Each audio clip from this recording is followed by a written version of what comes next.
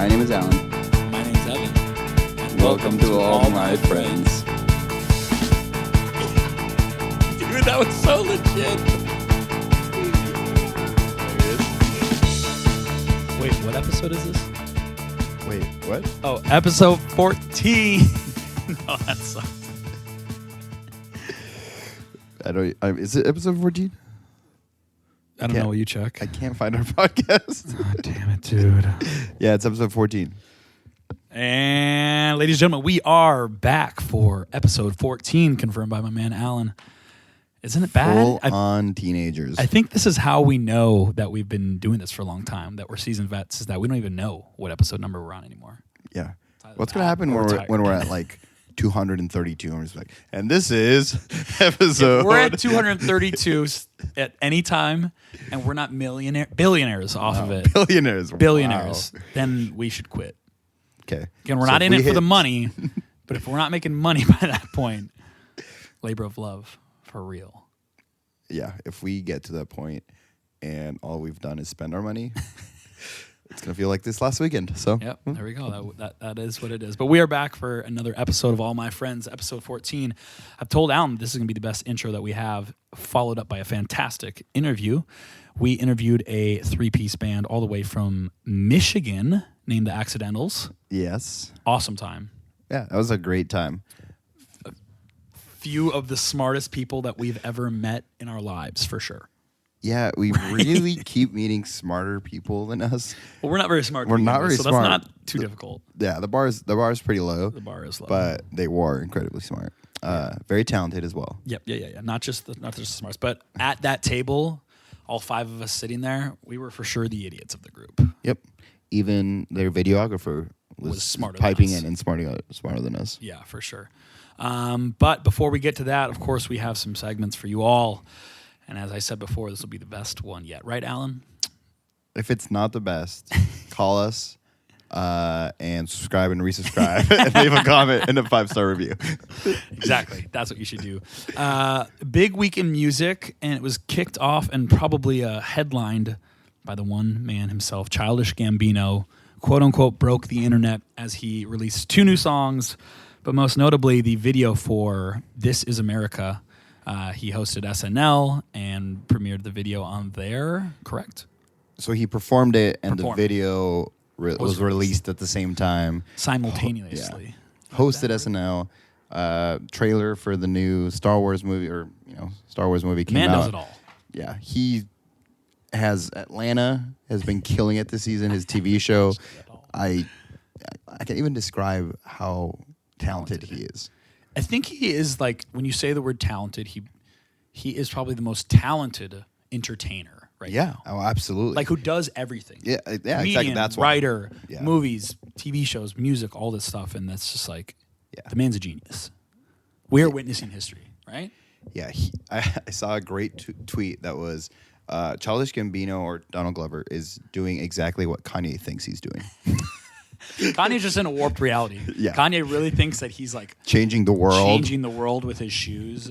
As much as we love Kanye and his music, like, you know, he's not doing what Donald's doing on an artistry level, because Donald is like on some other one. So shout outs to Donald Glover, Childish Gambino. If you haven't watched the video for This Is America yet, you must have been living under a rock. Yes, you probably were if you have not even at least heard of it. Right. It is amazing. Honestly, like, don't pause the episode, but at the end of it, yeah. Go and find it and watch it again. Watch it multiple times. Yeah. There's so much going on. It's amazing. Actually, pause the episode, watch the video, and when you come back, send the link to this podcast to a friend. Perfect. And then start listening again and download and all that stuff. What else happened in music, Al? FYF Festival was canceled. That's pretty crazy for such a big festival. Due to low ticket sales. That is really crazy. I mean, this was Janet Jackson, Future, Florence and the Machine, like some pretty huge names. You know? So another festival that's biting the dust. And as history shows, it's not that easy to have one failure of a year for a festival and then come back and find success. No, it's really hard. I mean, just look at Firefest. Am I right? I miss when Firefest went down the toilet for like a week span the dude, got sued and all that stuff because the jokes were endless. Yeah. Like the Firefest jokes were hilarious. And, now it's like probably people that forget about Firefest. Yeah. That was a great fake festival, basically. I don't think I've ever laughed harder than at that photo of the quote unquote lunch they got. That was like a piece of bread and a slice of cheese and lettuce. My favorite thing was like so hard. all the people like unloading their luggage from these like crates and being like, "Where are you?" Which, I think there are some people that we're not talking about FYF at all anymore, but like I said, gonna be the best intro ever. There were some people that like felt bad for, these people that flew down there, paid all this money, were in a potentially dangerous situation. Yeah, I mean, but at the same time, it was so funny. And they also had a lot of money, so you can't be too sad. Can't feel too bad for rich people, right? Depends. But in this case, no. Yeah. Not in this case. Next up, it was the Met Gala yesterday. What the Met Gala is for or the purpose of it, I still don't know. My understanding from deep research is a red carpet for people to walk down with a theme. It seems like. I have no idea if they actually like walk into the Met. Is there a party? Is there a gala part of it? There's a Met and there's a gala. I have no idea what happens. I just don't like. It just seems like that's the most Illuminati event, if anything. Yes, absolutely. Like, hey, let's like. There's no theme even. It's not musicians. No, there is a theme. Oh, no. Like, there's no demographic. It's like, hey, it's famous people. Exactly. There's like How much Kate money do you Hudson's have? there, and then like Migos are there. It's like, well, what do they have in common? Nothing. They're just rich and good looking. God, why aren't we? No, that's why. 'Cause we're not rich or good looking. No, we're not rich. Come on. That's true. That's true. We are 6s out of 10. But that went down. Apparently, it happens every year on a Monday. That happened yesterday, as we're recording on Tuesday, and a few notable musicians showed up. Not most notably, but very happily noticeably. Yep. 2 Chainz. 2 Chainz, but I got more than a few on. Yeah. Wow, my voice being scratchy like this, I actually sounded more like 2 Chainz than I ever have in my life. 2 Chainz proposed on the red carpet at the Met Gala. Wow. Would you want to? Obviously, you're not like you wouldn't do this, but would you ever like be like, wow, you know where I should propose On the Met Gala red carpet? just on a red carpet? Yeah, I'm doing that for sure. 2 Chainz seems like a kind of guy that when he proposes, he doesn't actually get on his knee because he's worried about like scuffing up his pants or creasing his shoes. He did. I saw the video. Did he? I saw a clip. Every time I see the video of Offset proposing to Cardi B, I always notice that he actually doesn't get on his knee. Yeah. And I think it's because he's trying either not to ruin his pants or They're too crease, or crease his shoes. I think that Ooh, if that's you a have good like one. nice Jordans, if you're a real sneakerhead, you don't want to crease your You shoes don't know. ever, so you take them off before actually kneeling down. Let's see what else happened there. Cardi B looked great. SZA looked like an angel. I thought it was straight a up. fairy themed thing. No, just it was based like off hers. celestial beings. It was or like something heavenly bodies. Like that. Yeah. What did I say? were Celestial not- beings, heavenly same bodies. kind of thing. Potato. Nicki Minaj announced a new album, and Said she had a surprise with Madonna. apparently she had a surprise with Madonna. And then New couple announced. new couple, the new celebrity couple. We are apparently now like a TMZ like E-News podcast. This basically is that. Elon Musk and Grimes are apparently dating. They were seen kind of flirting on the internet previously in the morning, and then they showed up at the Met Gala together. So, celebrity couple name would be. I'm doing this for the first time here. Grelon. Grelon. Oh, Grelon actually sounds kind of tight. Grelon. Limes. Limes. Just limes. Limes. Yeah, I kind of like that. So they're apparently dating. What's funny about this is that it's like there's probably the majority of people that are quote unquote fans of Elon Musk have no idea who Grimes are, and vice versa. Yeah, I was absolutely. And it's like I'm sure there was probably like 70% of people that saw the picture of them and was like, huh, who's that goth looking girl? Like, who's that nerd? I actually did see a few headlines that were basically like, Grimes is dating, like, who is Grimes dating? Meet him, like, meet this new guy. And then there were also vice versa, like, Elon Musk dates this, like, artist. They didn't know who Grimes was, so it was very, so great exposure between two completely different demographics. So that was the Met Gala. Yeah. from two guys that will never ever be at the Met Gala. One day. We'll One sneak day. in. One day. We do have a beef in music. Moving on to that, probably my favorite, one of my favorite segments we do. Yeah. And this is actually a reverse beef in music because What the would beef is being stomped out. Is this like vegetables and music? Yeah. Vegan. Soy rizo Soy in rizo. music. A beef is being stomped out in music. The very famous Katy Perry Taylor Swift feud is dead, folks. It is dead. Taylor Swift's Reputation tour started today, and as she showed up to her green room, a literal olive branch was sent by Katy Perry. Would you know what that was if someone sent it to you? I would have thought it was like a drug. Like, thanks for the weed. Like, I appreciate you sending me this like random twig. So Katy Perry taking it all the way back to the biblical times and extending an olive branch with apparently a letter that, expressed her, who knows. Why were they fighting? Okay. We don't have enough time to go through it all, but basically, from what I know, a backup dancer on the Katy Perry tour tried to get on the Taylor Swift tour, and there was some beef, and someone said, no, you can't do it, and then there sparked a feud, and who knows what, and yeah, and that was my take on the Katy Perry Taylor Swift feud. Wow. It's actually a little bit better than I thought. Yeah. So that's it. My one thing that I wrote down as I read this was that gardeners all across the world are excited because olive branches are back, Nice. The nurseries in this country are going to be booming. People buying olive branches. I honestly couldn't tell you where olive grows. Like what kind of weather? Wherever Moses was born, because I'm pretty sure it's a biblical thing. So I still don't know, but I know where to go to an olive garden. Hey. To say when you're here, your family. Wow. Good. In other news, G-Eazy was arrested in Sweden. What? I'm reading that for the first time. That's cool. Wait, what was he arrested for? He tried to fight some cops. Well, I mean, that's just a Bay Area kid in Sweden. He got pulled over, I think, probably or they stopped him. He had some weed or something on him, and then he literally tried to fight them, like punched them. So if you listen to episode 12, something like that, when we interviewed Phantoms, those Phantoms guys told us a good story. Apparently, they had met G-Eazy once. And the rumor is that he has a guy that just follows him around and will open like bottles for him. like if G-Eazy orders a Coke, there's just this guy next to him that G-Eazy hands the bottle of Coke, and then he just twists the top off and gives was him. it that? No, and he was a drug. I think he had to have been the dude that takes the fall. Yeah, Fall he's a guy. fall guy. Fall guy. We love Fall Guys. We will be Fall Guys. Can I go to the Met Gala and be a fall guy? Oh my gosh. Everyone there. I will would be do like it. the universal one. I would be so down to be a fall guy up there. And we have another headline for our segment. Ooh, that's cool. Elle Fanning, the sister of Dakota Fanning, and A$AP Ferg have released a remix of the classic song Moon River, and it's to be used in an ad for Tiffany & Co.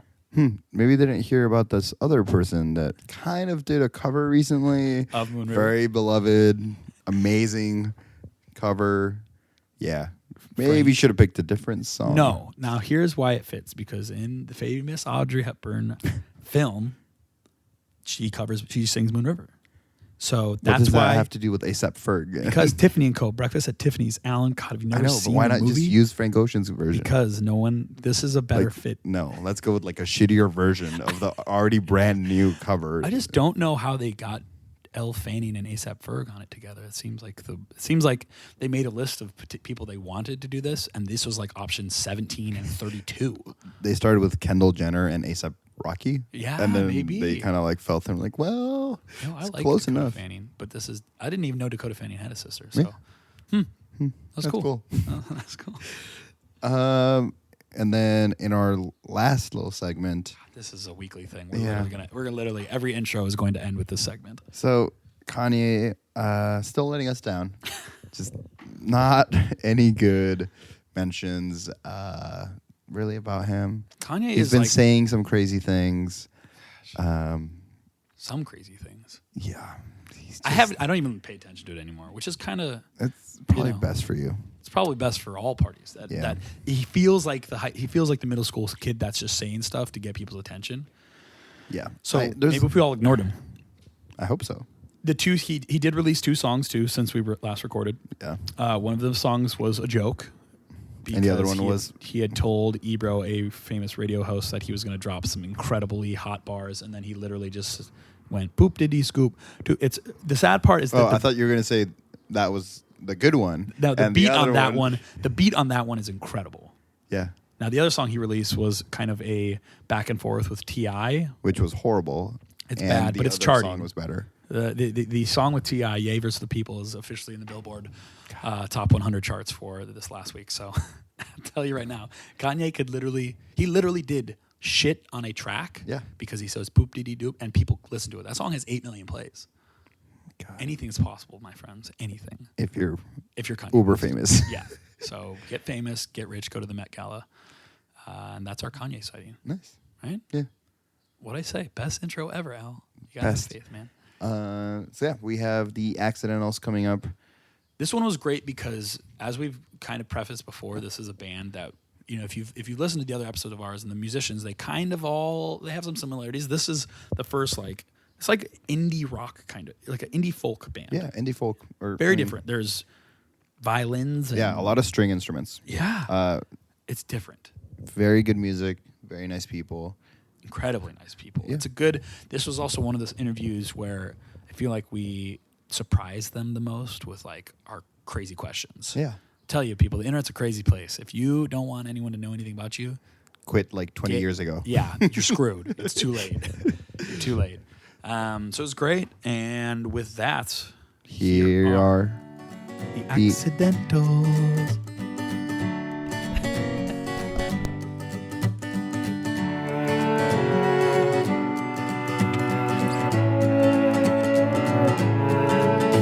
We lay down in the grass in a nest of sleeping bags, breathing in the shallow canyon air. The water 45 degrees. We wade out to the knees and soak to the slaves in a semi-aquatic prayer. Great state, what state am I in? Compass roses bloom again.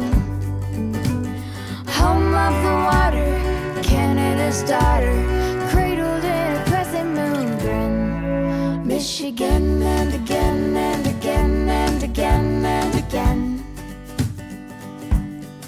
Michigan and again and again and again and again. Soft shoulders of sand. We are in an undisclosed location in Seattle, Washington, with not one, not two, but 3 special guests. We have a full band here. The Accidentals are all the way from Michigan to Seattle. How's it going? Great. Yeah? Again, we're saying the same thing at the same time. That's like a reoccurring thing for you all? Oh, yeah. We have a list. It's disgusting. What's like the top thing? Oh, gosh. It's been the most random phrases and sentences. It's always like our response. There's one that says your mom was born on Halloween, and I don't know where that came from. I don't remember where it came from. You all, we wrote you it have down. said that at the same born time. on We have Halloween. said that exactly the same time, the same syntax and phrasing, and I don't know why. It was probably like someone was like, "Oh, I was born on Halloween," and then we were both like, "Your mom was born on That's Halloween." probably what it was. So a good, classic, Yeah, like a classic. response. Yeah. Yeah, of course. Sorry. Can you all introduce yourselves real quick, just so we... Sure. My name's Katie. I play the cello and I play guitar and songwrite and sing. And my favorite kind of cheese is goat cheese. Ooh, nice. Didn't even prompt that one. Sam? I'm Sav. I play guitar, violin, and bass, and I sing and I songwrite for the Accidentals. And I wasn't prepared for the cheese Yeah, portion. well, it's going downhill. But anyway, I'll just pass it on from here. Here you go, Michael. My name's Michael. I play drums, I sing, and sometimes I am allowed a guitar. if the feeling is right. On the good days. If I've behaved properly on our tour. And my favorite cheese is Gruyere. Ooh. French. Is that how you say it? I feel like there's like 3 Y's in there. There's at least 5 syllables. Okay, so first question, Sav, right? Is that okay? Sav and Katie, what can you tell us about the slogan, small town station, world-class radio? Small town station, world class radio. What do you know about this slogan? Sounds like, I don't know, good ideology. We came from a small town, and so I don't know. It's where like we got our roots. Were you both involved in a radio station that was the slogan for though? Ooh. Possibly. Is that WNMC? I could be. I was a DJ there, and if I don't know the answer to this question, I think someone was a DJ there. Yeah. I was a DJ at WNBC. So I apologize to Eric and all the other station employees. So you definitely remember it very vividly. It was, she lived on enthralling and enlightening experience, and I remember everything about it. Yep. Oh yeah, you had the night shift. I did. I DJ'd from 11 p.m. to 2 a.m. Every night, and it was so much fun. I actually really loved it. But this is a real thing and did you ever help out with the show?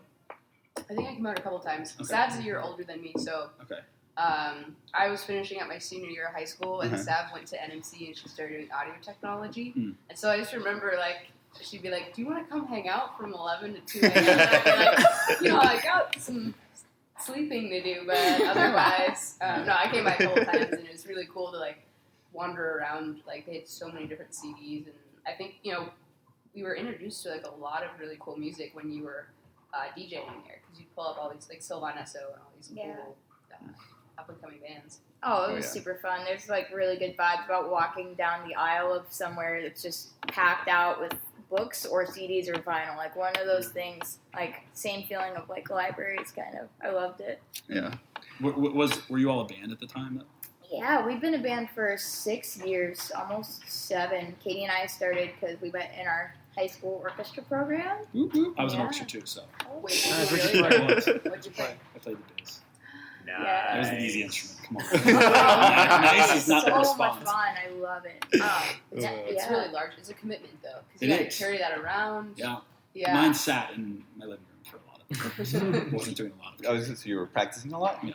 I didn't even practice that much. I was actually pretty good. I was okay. I don't know if I should even be telling you this, but we borrowed an upright bass from somebody for one tour, and we went through stop-and-go traffic in Washington, D.C., and it was packed poorly in the trailer. So when we opened it up, I just saw the case sagging at the top, and I was like, open it up, and it's, like, cracked in half. What? So someone else's bass? Somebody else's bass, yeah. That's what happened to the bass? Well, I ended up taking it to this guy in Flint who, it's like, I love him. He's amazing. He's fixed instruments that have been run over or, like, stabbed through with, like, cranes at airports and, like, all this stuff. He fixed everything. He fixed this upright and gave it back to me. And I took it back to the guy I borrowed it from. He's like, "Oh, don't worry about it. You can just hang on to the bass. I don't really need it anymore." What? You went through all this effort to fix it? I cried, like, every day that week. Like, I was so paranoid about it, but now he was super chill about it. That's crazy. Yeah. Very crazy. All right. So who is Joseph Tibaldi?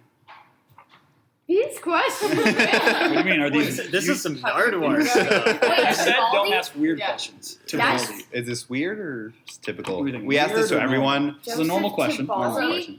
School Principal? Oh. President. Principal. Is that a principal from West Senior High? Oh my god! I think so, right? What is Didn't he happening? teach there for like a really long time? Okay, You guys happen to be there, I'm reading maybe? like a book about time travel right now. Like, I'm like ask these weird questions and like certain things in that dimension have been changed around, and like so you guys asking this is like tripping my mind a little bit. I'm like, good. wait, am I in the book now? What? Did you guys go to school with us? What? Yeah. So this is the high school that Sav and Katie went to, correct? Yes. Okay. Where you started This playing is together, the right? band was started then.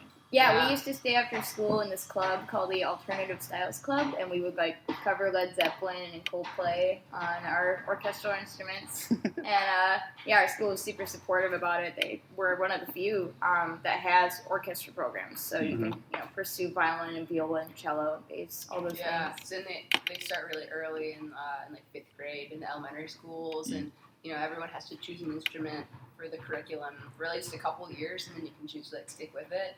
And Sav's, like I said, she's a year older, so we didn't actually meet until we'd been through the system for a couple of years. And then when we were in high school, we had a really cool orchestra conductor, and she was pretty young, and she just come in and encouraged, like, I think she got a grant or something, and so there were a couple electric instruments that we could just mess around with and use for, like, the music boosters, Yamahas. fundraising performances. And we're like, this is so cool. And Sav had been playing for Family's folk band for a while, so like we didn't really know each other for a while, but I knew Sav as that girl with a blue violin that she would use for quote unquote gigs. And I was like, that's what she would say. I was so dumb. No, I was so bad, really bad back then. But my parents really encouraged me to like get into the improvisational world. Like they were musicians themselves, met in Nashville, was born there, and then we moved to Michigan because my dad got a job, and they really saw like that I was passionate about it, and they wanted me to like feel out instruments and learn by ear. So I did a lot of that in different jazz like markets and folk and Celtic and even like some funk and reggae for a while, and kind of settled into doing all of it in this band now. So nice. Maybe minus the reggae part. We're still working on that. I was in like a Sublime cover band in high school. So I got back. Pass him the mic. Let him talk. Come on. Oh yeah, my high school band was like a Red Hot Chili Peppers Sublime cover band. Mostly. What was it called? In the band? It was Blue Condition, and then it was the Breaks, and then we were the Aftershocks. Are those all songs of the band?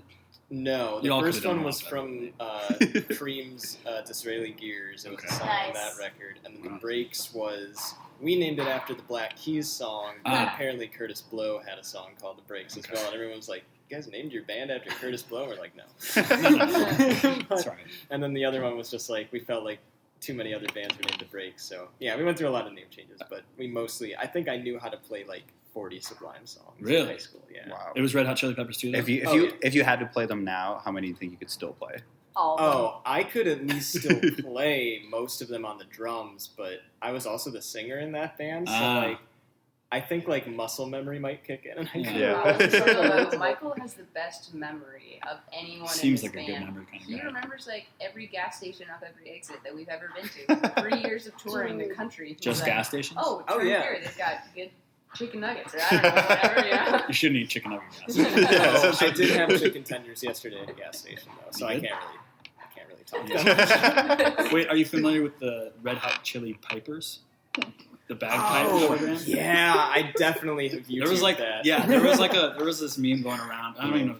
I guess it's not classified as a meme, but some boyfriend had bought his girlfriend a ticket to it. Oh, yeah. And they were like flying to Scotland to see the Red Hot Chili Pipers, and she thought it was the Red Hot Chili Peppers. Oh my And, god! it was it was funny to see like they posted a bunch of stuff. Oh man, does she still date him? I don't know. That's the question. Maybe not. We need an update on that story. We'll have to figure that out. Follow that lead. Real quick for Michael, because we've asked both of you some potentially really creepy questions. Get the mic out of my hand. Were you in a production of Beauty and the Beast at any point? Oh my god! Of course I was. What was your character? I had many. So many? Because I was like one of the lead people in the chorus. Okay. So like I was given like a bunch of different jobs. So the main part was I was like the human version of the Beast. Okay. So I was Prince Eric. Uh-huh. And The then handsome Prince one. Eric, is that? I don't. You could have said any name after Prince. I'd be like, yeah, Adam, absolutely. Prince Adam. Oh. I'm sorry, Disney people. We've got a lot of Beauty and the Beast fans. Yes, on the podcast. I was also a Some people dancing just stop fork. listening. a dancing fork. Yes, in Be Our Guest, Mhm. I was one of the wolves that like chases Maurice through the woods, and I was a drunkard in the tavern because I can burp on cue. Okay. And Wow. there Dude, was like limited role. Yeah. That is like, only a few people could have. there was like a point in the song where like everybody was like quiet for one beat, and they were like, Michael. Hey, Michael, I have a question. Yeah. What was the role where you had to jump in the air and touch your toes in the splits? I was Schroeder in You're a Good Man, Charlie Brown. That's What? That's right. He can still do that. Schroeder's That's the guy that crazy. plays piano. He's not jumping in the I know. air, touching his Well, there's like the baseball scene, and we were running around the bases, and at one point, like everyone does like Celebrate. a jump, Okay, and something. I That did. was- Wow. Wow. We've had pretty great promo shots because he can still do that. Yeah, I got it. Yeah. I can imagine that. So was this in a different high school though? Because you went, you did not grow up in. I'm going to mispronounce it somehow. Traverse. Yeah, Okay, that's Traverse. great. Okay. Yeah, no, I grew up further downstate near Detroit, in kind of Metro Detroit, in a place called Northville. I went to Northville High School, and I pretty much in high school did like every available music thing that they had. Like I think I dropped out of physics to take jazz band. Really? So That's an option? Yeah, I was going to say. It seems like something you'd be like, no, My you high school can't. is not like, oh, I don't want that one. I'll do this one. There's a But few. Did the high school have a lot? It sounds like Sav and Katie's high school had a lot to offer as far as like music programs and that. Yours was the same? Yeah, ours Is this a thing ours in just kind Michigan? of had a different kind of allocation towards it. So we didn't have orchestra, like we didn't have any string programs, but we had band programs. So like horn bands and like woodwinds and stuff like that. So I was in that. I did drumline as well, and then our choir program is the biggest in the state of Michigan. I think it still is. We had like 700 kids in our choir program. I think we even had 700 kids in our school. Well, and it was so weird because like in our high school, it was like cool to be in choir. Like all the football players and like jocks and people were like in the choir program. Did you go to like High School Musical? Yeah. What high school is this again? I mean, Zac Efron was around. Yeah. People just started dancing and singing. You were the Zac Efron. You were the Troy Bolton of high school. Yeah, that's good. We figured it out. Inspired on a true story. There we go. Yeah, exactly. Now we know where High School Musical came from. But wait, so this was about, what year did you all graduate high school then? 2013. Okay. 2014. Yeah, Okay. Michael and I are like relatively the same age. Katie's the baby. Okay. Also the grandmother of our band. That's good. Every band needs a band grandma, a band mom. So That's pretty good. what was the decision like to become full-time artists after you graduated and started making music and playing as a band? Like when did you guys really decide like, all right, this is our full-time job, or was it always from the get-go like this is what we want to do? No, there were many plans along the way, I think. Like, especially because, it's so unlike us to be in this profession because we started out super introverted. I especially had really bad social anxiety, so I couldn't talk in front of people. Yeah, so far it's going really well. But you hand me a microphone and tell me like not to sing, that makes me like, super nervous. Okay. But, You can sing the rest of the interview if you want. all right. All right, never mind. Yeah, just give me a cello, I take that. But so it was a very kind of organic, approach. Like we just started playing like coffee shops. We did the duo gigs. Like it was very low pressure because we would play for like 4 hours in the background and no one would pay attention. And we could like read lyrics off a page.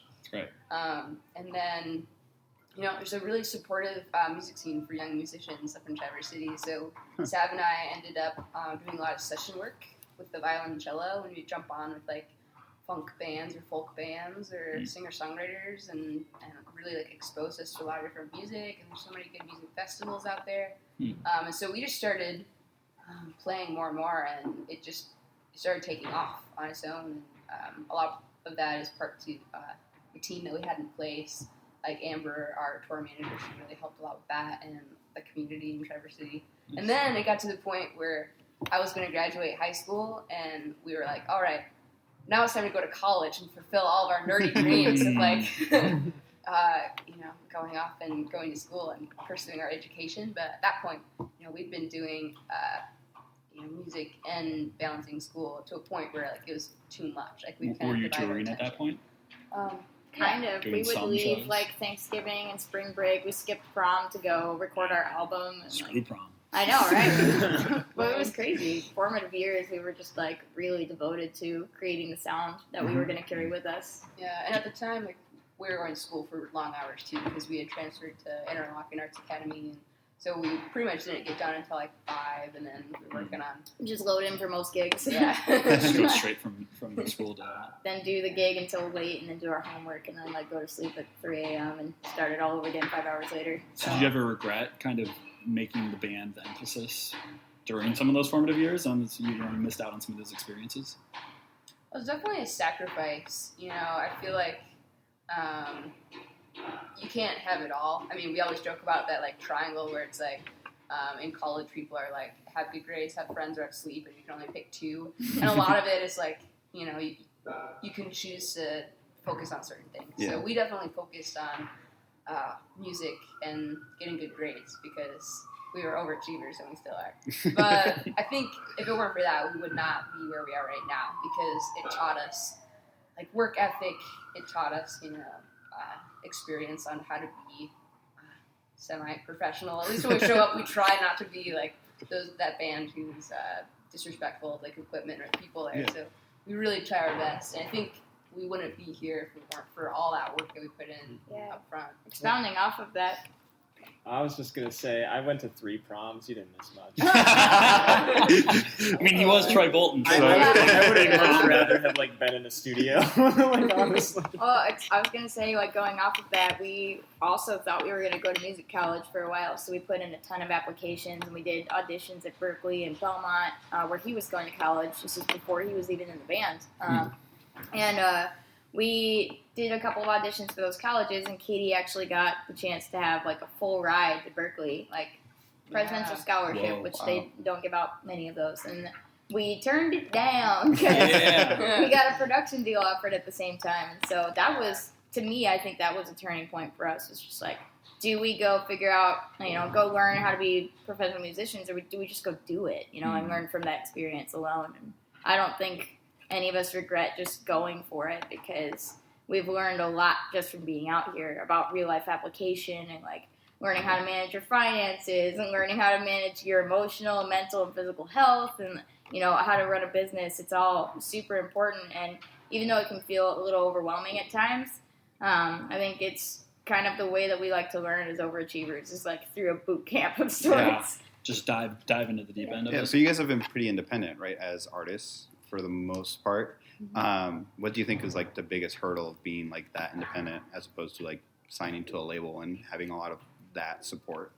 Yeah, I'd say time management is definitely like the biggest struggle, because even now, last fall we signed with Sony Masterworks, and we still put in a lot of our own time to run our own business, and I think the hard part is we have our foot in the finances and the music and the creative control, branding, marketing. Yeah, and so it takes so much time. Like when we're not on the road doing like 200 shows, we're home for like a week. Yeah. But then we don't get to relax. That's when we focus on do the other 8-hour things. work days and prep for the next tour. We have to order the new merch. We have to fix whatever crisis is going on. So there's not someone like we have people who are helping us out, and our team has grown immensely, and we have amazing people working for us.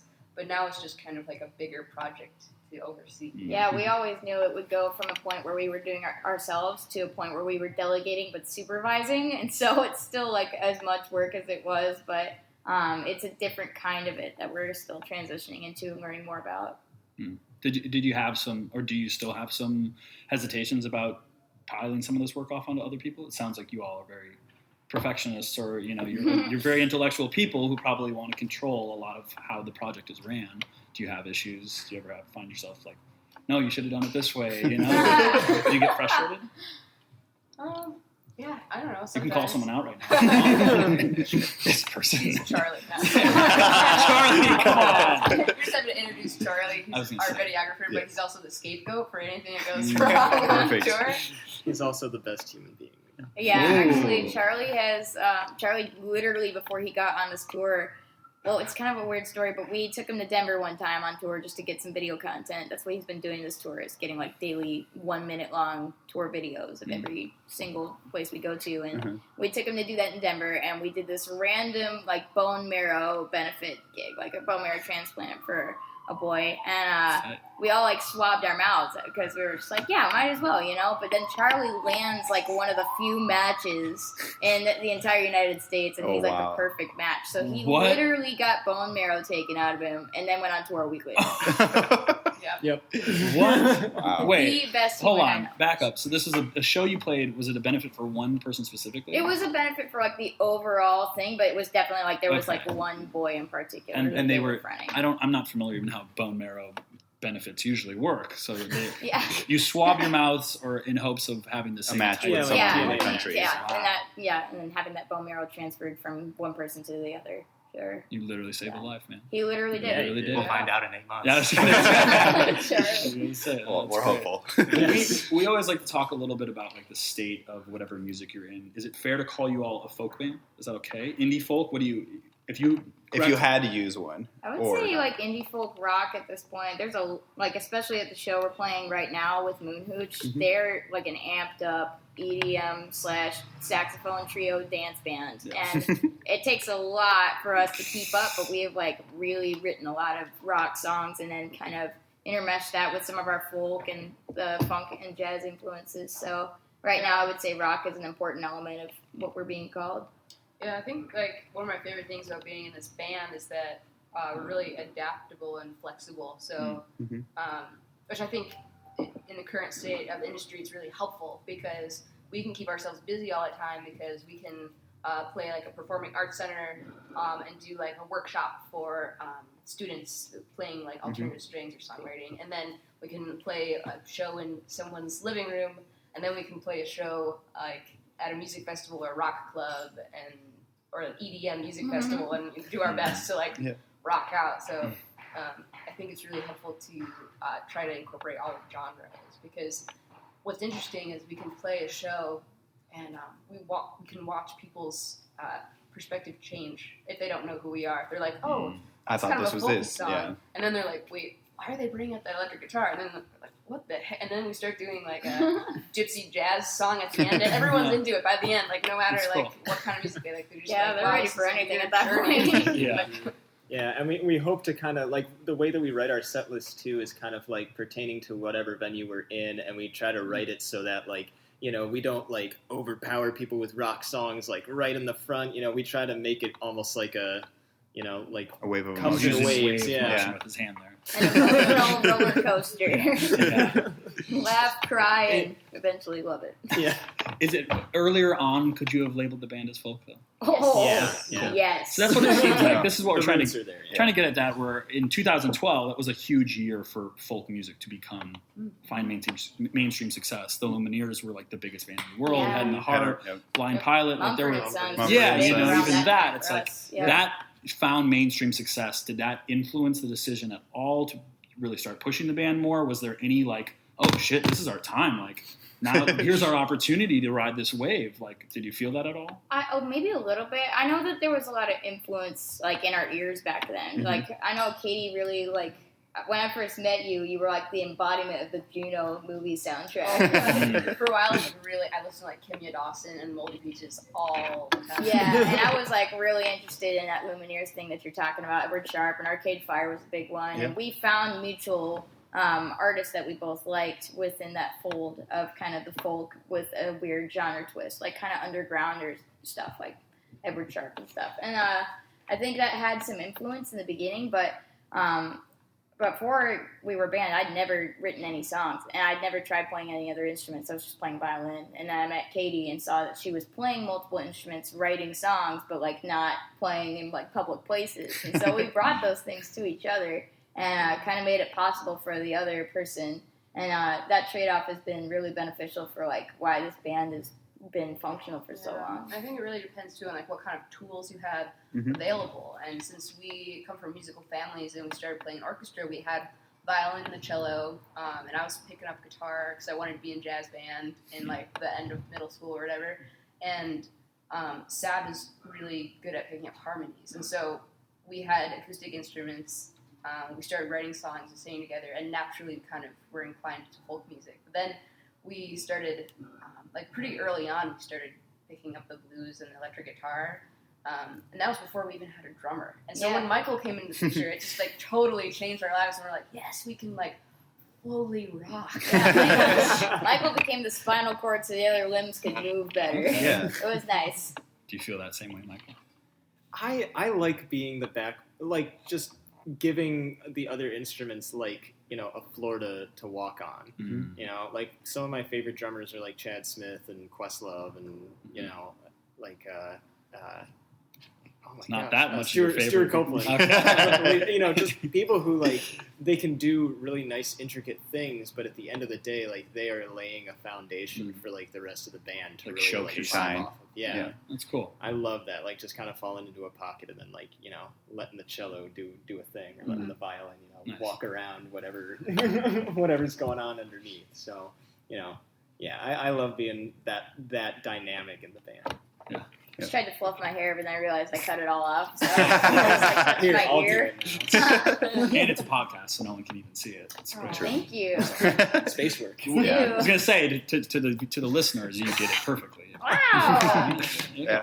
There you go. So I mean, you guys have described how your music has kind of evolved as you've, you know, grown as artists, with lots of like indie music, especially, and like folk introducing more electronic sounds. Do you guys feel the same like pressure or need to introduce that kind of Oh man, sound? This is such a relevant question right now because we literally just got done with South by Southwest, our fourth one, and we played the Sony just the Sony stage this year. We're on the Sony Masterworks sub-label, but we played with a whole slew of acts that we're using. Khalid? Didn't you play with Yeah. Oh, yeah, it was the night before. He was the night before, but we had Huge. acts like Noah Cyrus and Lil Moon on that night, and we were like super nervous because all these people are using, background tracks or like have like synth, like electronic elements to what they're doing. Even Moonhooch has that right now, and we were just like, oh man, we're the only people with analog instruments right now. Like, are we really fitting into all this? But I think what our manager told me that night was like, don't worry about, trying to be one thing or another. They're all doing their own thing too. And like, you don't have to be one thing just because that's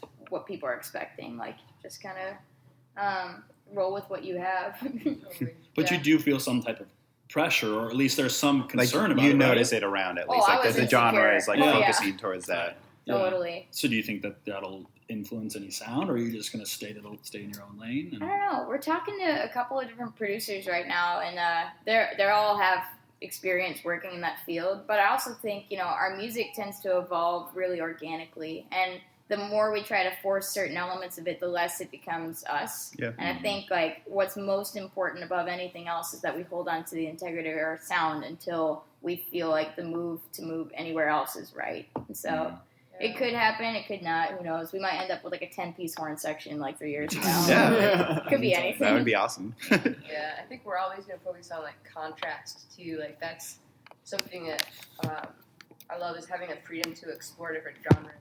Like forever, I can write a song because there's something amazing about having a crowd who's dancing and like feeling energetic.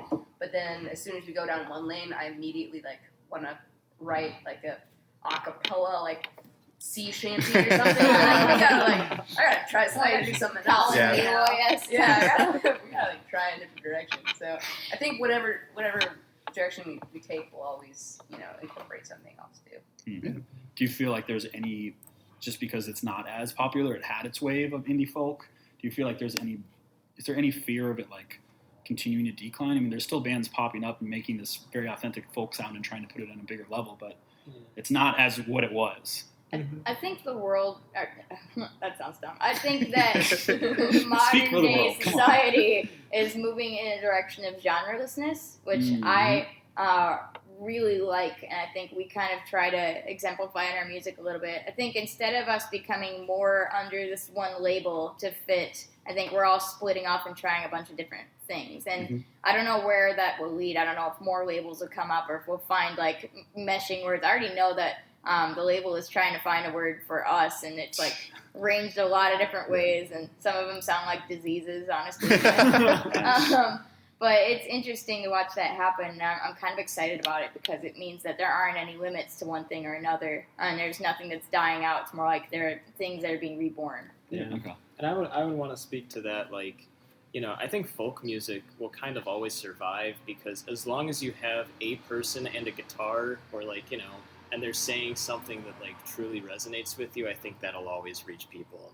Yeah. Like, whether it's, like Joan Baez or, someone that I love a lot is, like, Mark Kozilek and Sun Kill Moon. Mm. It's like they're both just people singing songs with, like, super simple instrumentation, but, like, it just evolves as the decades go on, and like look at Courtney Barnett. Oh yeah, I mean freaking as long as people are buying guitars and writing words, I think that there will always be a merit to having folk music.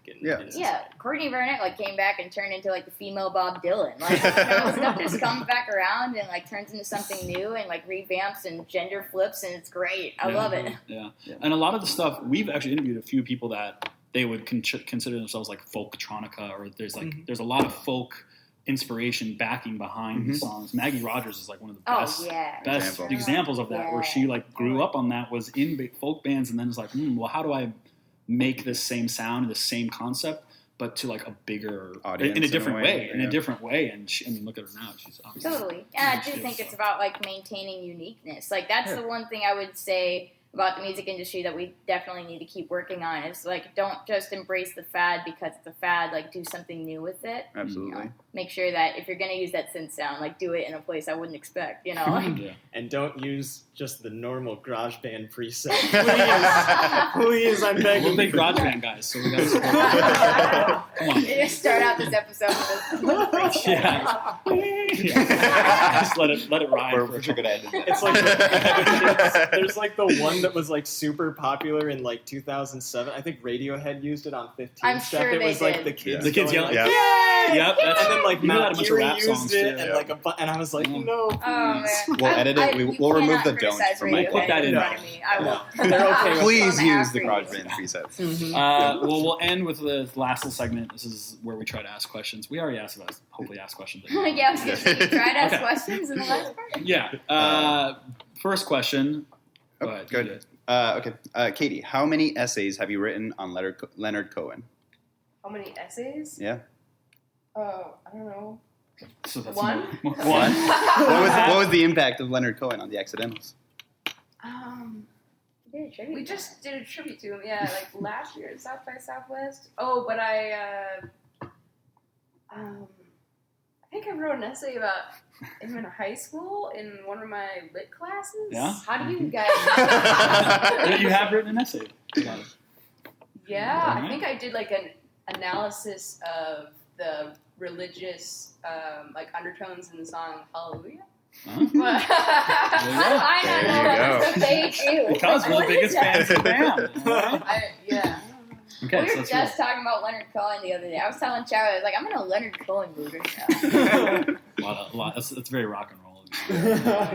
Yeah. Who's the most famous person in your cell phone combined as a band? Oh man, I have Noah Cyrus, John Congleton, What? and all the Ooh. members of Moon Hooch right now, and it's kind of blowing my mind. Wait, how'd you get Noah Cyrus from the She Southwest literally, no, not even that. It was like a year ago. We played an event in LA for Apple and Sony, and she came up to me and told me she liked my jacket. And I was You're like, "Give me your number." thanks. And then I was like, we're going to be in Nashville soon or something like that. And she's like, I'm going to be there. Let's hang out. Let's party. And she just put her phone number in my phone. And Wow. it happened so fast. I was like blushing the whole time. Like, not really So sure did what you was party happening. with her? No, we didn't wanna have call her? time. I haven't called. I just texted call her her the now. other day and asked her. No, I texted her and asked her if she wanted a string team at any time. Like we play electric violin and cello. Like, do you want to join? She's like, yeah, let's hang at South by. And it's just like our schedules were Yeah. insane, so it didn't happen. But we did text, so There it is. Yeah, That's on pretty a big. texting Woo! basis. Oh You should call her right now. my god, I would try. Would I you? have social Okay. anxiety. Probably not. Cool. Never mind. So it'll happen. We'll drop that. We'll drop that.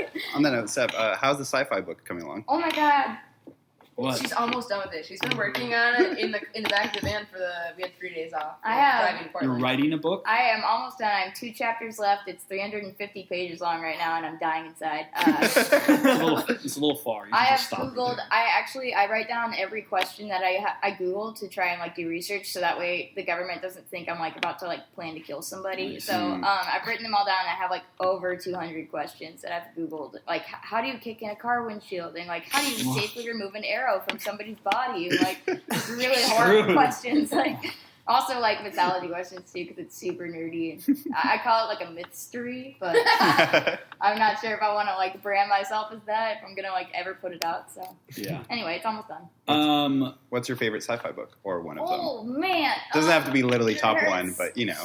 Oh man, there's so many good books. I love Oryx and Crake by Margaret Atwood. I think Margaret Atwood is like a visionary for science fiction verging on reality. Mhm. Like it's very pertinent. Most science fiction is. I really like Isaac Asimov's Foundation series. I think he's amazing, and he was a super smart scientific dude.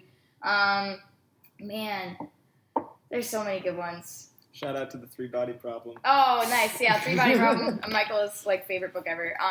And there's one I just had it in my head. I like Douglas Adams a lot too. I think he's super like quirky, and he's probably one of my favorites. So We should yeah. start a book club together, all of us. I know. Oh man, I could go We'll call you in on. and we'll record. I bought like 6 books on this tour. Mm. I actually am the one with the problem right now because I have 18 vinyl records in the car and Gosh, 6 so or 7 space. books, and it's just like it's only been a month and I have a problem. So I need to go home. Running out of space real quick. Yeah. Exactly.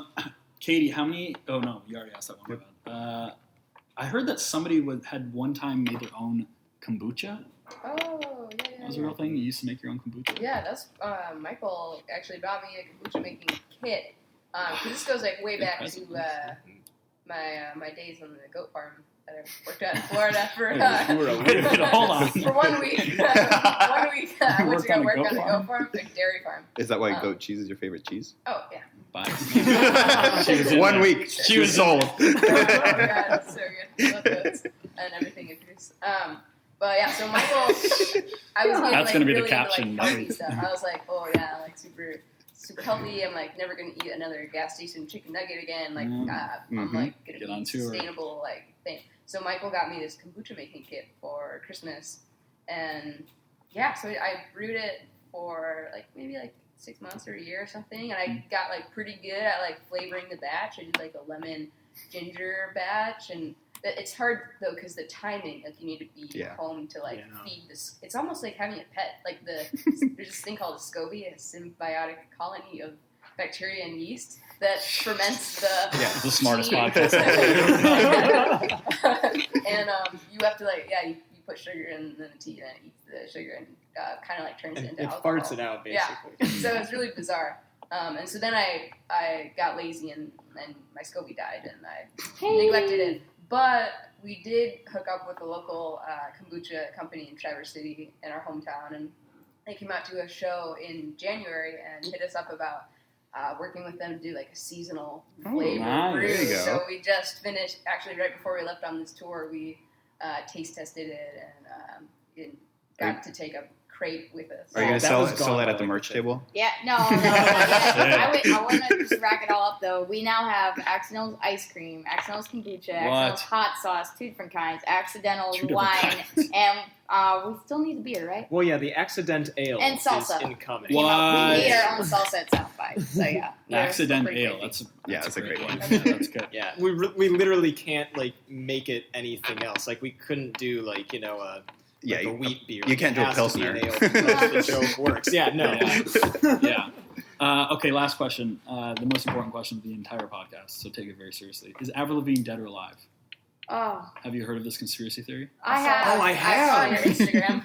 Right, you can see that on Instagram. I need to do a lot more research on it. Right now, I'm kind of wrapped up in JFK stuff and have been for the past 5 years, and it's slowly destroying my life. But I think she's alive, as much as being alive means when you're married to the lead singer of Nickelback. So she was formerly with the guy from Sum 41. Is that what it was? Yeah, it was something like that. Yeah, she was married to him. And for someone that believes in it, we should probably know these details better. But I think it was Sum 41. Okay, so you think Sav thinks that she's alive?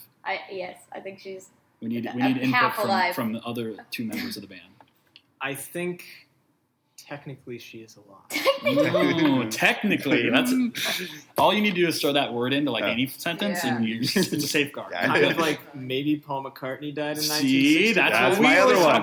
Too. That one, I'm sure. The Paul one's wild. Paul's crazy. Paul's gone. Yeah, but but the cover of Abbey Road is have you seen because all it's the list the of that? Gravedigger and dude, and he's the only one out of step. Come on. Right? See? This is an insane conversation. It definitely wasn't just because they were walking and they weren't they were never in marching band, so they don't know about roll steps. Exactly. See? What do you think? The old Avril is dead. Ooh. Yeah. We have a believer. Punk rock Avril. That's what it is. Punk rock. Come to the phone right now. Why? Because she's dead. Exactly. Okay. Wow. That is the perfect place. Are we going to get sued? Wait. Allegedly. Technically. And we're good. All right. No legality. That seems like the perfect spot to end, as it always is. Thanks so much for sitting down with us. Good luck on the rest of the tour. Yes. Good luck on the book. Good luck on everything else you're working on. Yeah, thank you. This was awesome. Excited to see what the Accidentals do in 2018. Appreciate you guys. Yeah. Thanks, guys. Have a good one.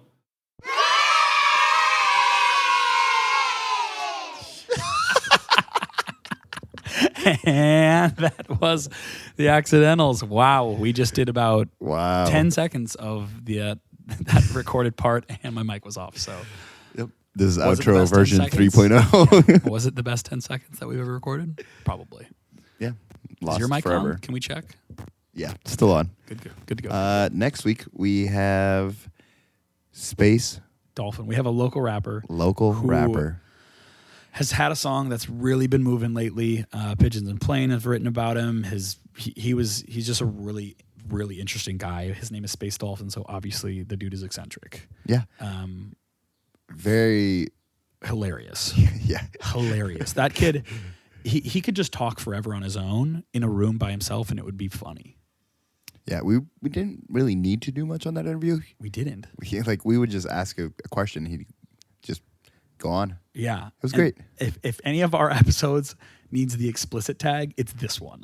Because that's we recorded it a few weeks ago, and that's like one of the things I do remember was like, man, I'm going to do a forewarning to my parents right now. Don't listen to this one. Well, play, but on mute. Right. Download it. Subscribe to it. Make sure you listen to it. But yeah, next week we got Space Dolphin. Again, thanks so much for anyone who has been listening. I know that we are one of 1 billion podcasts starting right now, but ours is the best. So top charts? Oh, not quite. Not close yet. to the top. Close to like, the top. You know how they show like the top 100? We're like 101. Yeah, probably right underneath we're that. Like right there. So we'll get there soon. So remember to do your part. 5-star reviews. Do your part. 5-star reviews, get shout outs. And tell all your friends that if they're not listening, they're not your friends anymore. Yeah. Because this episode is called All My Friends. This podcast is called All My Friends. So if they're not listening, then they're not a friend of ours. Yeah. With that, you're all dead to me if you're not listening. But since you're listening, we love you. Love y'all. Peace.